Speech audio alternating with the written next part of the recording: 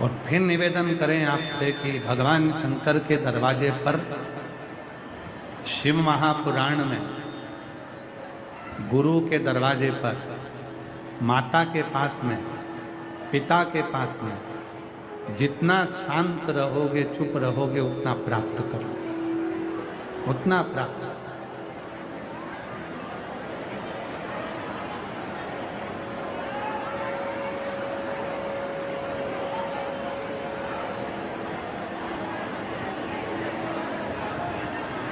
एक बहुत समझदार बहू होती है और एक बहू ऐसी होती है जिसको सास कहती है मेरी इस बहू में तो अक्ल ही नहीं है, पगली है, बावरी है, इसमें अक्ल ही नहीं है, इसकी अक्ल सब मारी गई। दो बहुएं हैं, एक बहुत समझदार है, एक में अक्ल ही नहीं। दोनों बहुओं में सबसे ज्यादा सुखी अगर कोई बहू रहती है तो जिसमें अक्ल नहीं है वही बहू रहती है। घर में शादी हुई, घर में कोई फंक्शन हुआ, घर में कोई प्रॉब्लम आई, घर में कोई कार्य आया, घर में कोई बात आई, आवाज फैल रही है, इसको क्लियर करो। घर में कोई बात आई है, घर में कोई फंक्शन आया है, घर में कोई उत्सव आया है, घर में कोई खुशी आई है, घर में कोई उत्सव आया, घर में कोई अच्छा कार्य आ गया, शादी आ गई, तो जो समझदार बहू होती है ना, उसी के ऊपर सबसे ज्यादा काम दिया जाता है। बेटा तू तो समझदार है ना, देख ले मामा जी ने भोजन करा कि नहीं करा, काका जी ने खाना खाया कि नहीं खाया, देख तो बुआ जी आई कि नहीं आई, उसने कपड़े पहने कि नहीं पहने, उसने सामान लिया कि नहीं लिया, छोरे ने ये काम करा कि नहीं करा, छोरी ने ये काम करा कि नहीं करा। जो सबसे ज्यादा समझदार बहू होगी वो दिन भर काम में लगी रहेगी, उसको खाने तक की फुर्सत नहीं होगी, सजने की भी फुर्सत नहीं होगी, मेहंदी भी लगवाएगी तो सब लगवा के चले जाएंगे तब लगवाएगी। क्यों? क्योंकि वो समझदार है, समझदार है इसलिए उसके पास में समय नहीं है। और जो बहू जिसको लोग कहते हैं इसमें तो अकल नहीं है, सबसे पहले मेहंदी रचवा के, सबसे पहले ब्यूटी पार्लर तैयार मैयार हो के, सबसे पहले सज धज के, कपड़ा मपड़ा पहनकर सबसे पहले तैयार होकर वो आगे आगे रहती है। भोजन भी करेगी तो सबसे पहले लग लगा के तैयार, वो खा पी के आग लगी बस्ती में अपन मस्ती, कोई मतलब वो तो अपनी मस्ती में झूम रही, वो अपनी मस्ती में रह रही, वो अपने आनंद में रह रही, वो अपने सुख में रह रही, वो अपने अलमस्ती में रह रही। और जो समझदार है बेचारी आखिरी में भोजन करती है, कुछ मिल गया तो ठीक, नहीं मिला तो ठीक, ठंडा हो गया भोजन तो भी ठीक, गरम मिल गया तो भी ठीक, उसे कोई मतलब नहीं, वो तो अपनी मस्ती में उसे उससे कोई मतलब नहीं। शंभो शंभो शंभो शंभो शंभो शंभो शंभो शंभो शंभो, उसे कोई मतलब नहीं, केवल वो अपनी मस्ती में। एक समझदार है, एक पागल है। जो पागल है वही सबसे ज्यादा सुखी है, सबसे ज्यादा सुखी है। जो पागल है वो सबसे ज्यादा सुखी है वही, और जो समझदार है, जो समझदार है वो शिव कथा करेगा, भगवान शंकर का चरित्र कर रहा है, शिव महापुराण की कथा कर, शिव तत्व कर रहा है।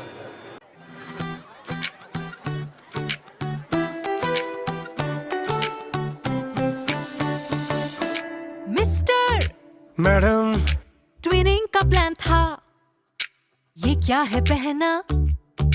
रिज कर रहा है तेरा हीरो है ना। प्लीज ये है तेरा डेल्यूलू, तेरे खिच खिच गाना सोलूलू, तो क्यों आया ना आता? तैयार होना वेस्ट हो जाता।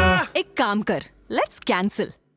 तुझे नहीं है मेरी कदर, हम हैं not made for each other. तुझे नहीं है मेरी कदर, हम हैं not made for each other.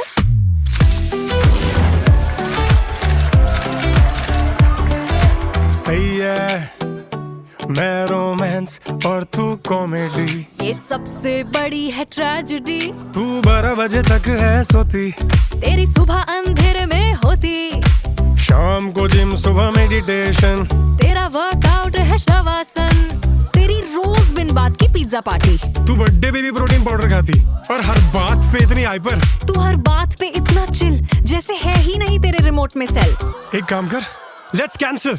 तूने मचा दिया लाइफ में गदर, हम हैं not made for each other. तूने मचा दिया लाइफ में गदर, हम हैं not made for each other. पुराण की कथा शिव तत्व कर, भगवान शंकर की कथा कर। यदि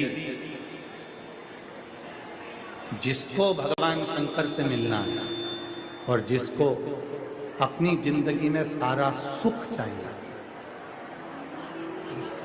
भक्ति में, भजन में, स्मरण में, मंत्र जाप में, नाम जाप में, भगवान की कथा में और भगवान के स्मरण में कभी समझदार मत बनो।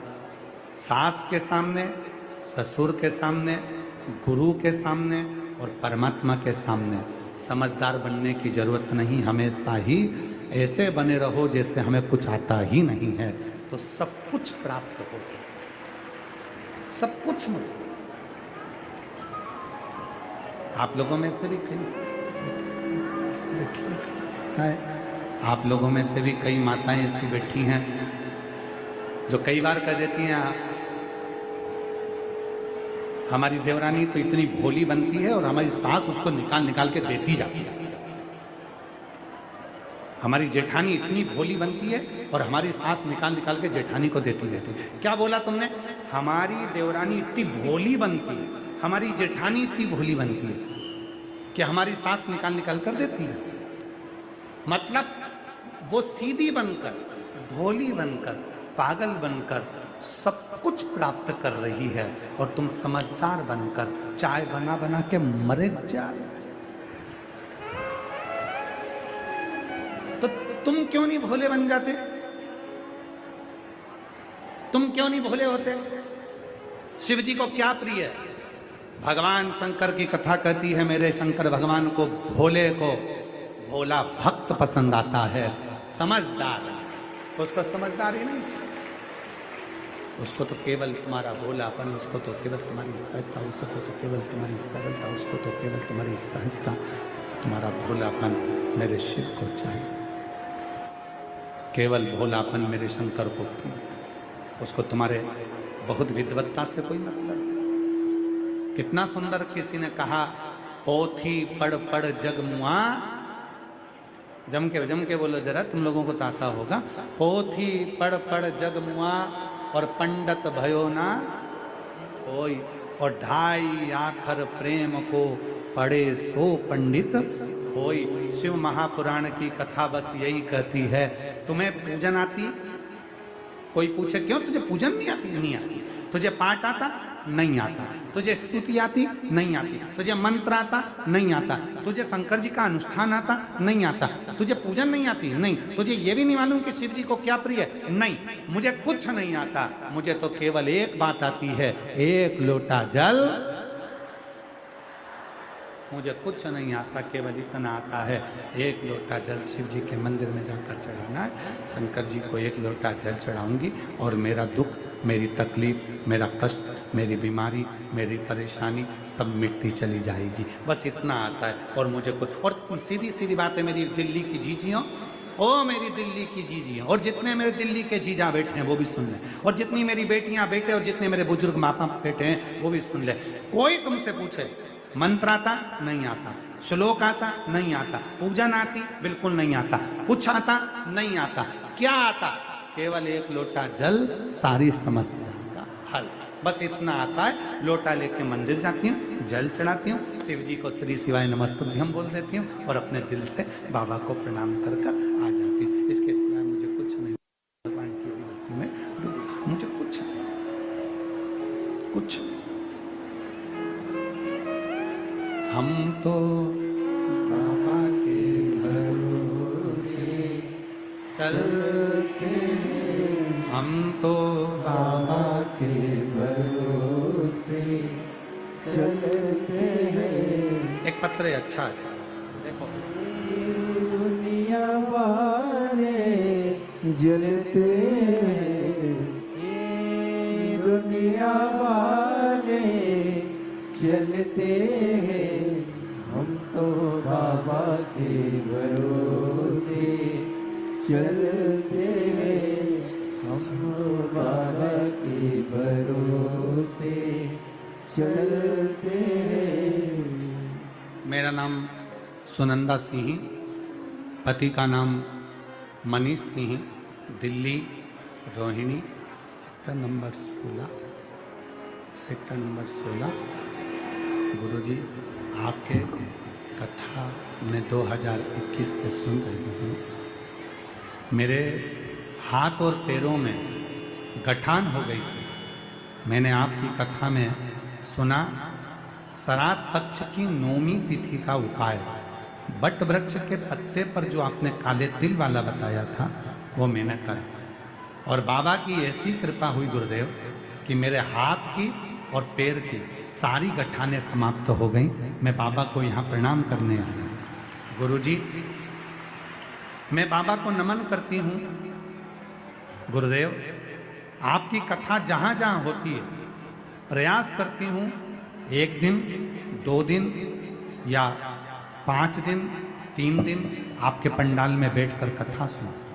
उसका फल मुझे इतना मिला गुरुदेव कि मेरे बाबा ने मुझे कम नहीं दिया। मेरी बहू को चेस्ट में गठान हो गई थी। मैंने मेरी बहू से कहा तो चिंता मत कर, तू भी कथा में चल। मैं अपनी बहू को लेकर कथा के पंडाल में पहुंच गई और वहाँ की मिट्टी अपनी बहू को दिया, उसने अपने चेस्ट पर लगाया और बाबा की ऐसी कृपा हुई कि आज मेरी बहू की गठान भी ठीक हो गई। मैं बाबा को यहाँ प्रणाम करने के लिए, मैं बाबा को नमन करने, शिव को नमन करने। एक पत्र और बड़ा सुंदर,